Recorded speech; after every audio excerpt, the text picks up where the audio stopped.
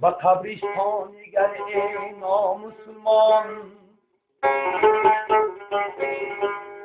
چی حال دارند هم شاه و گدایان یکی بر کله میگفتی شاهم ببین حالا کی من در زیر خاکم یکی میگفت احوالی مرا بین که در دستور مغزور خانم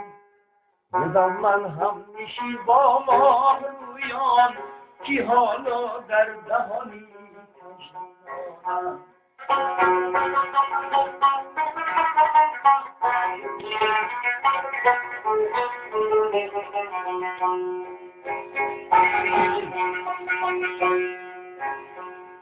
خبر آمد اگر شاهی جهانی با وقتی مرگ بدان غافل بیمانی دیگر دستی غریب و بینوایان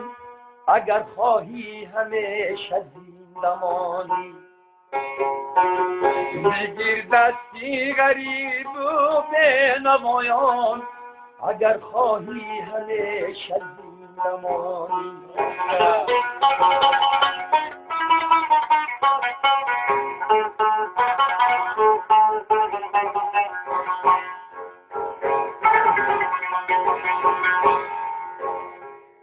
با قبرستان نگر ای نامسلمان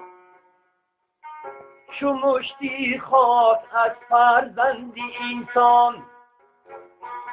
بگیری پند حکمتی را جگر بند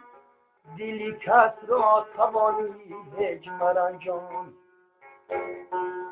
بگیری پند حکمتی را جگر بند دلی کس را توانی هیچ مرنجانه سعدی جان در نام جانه از رحمت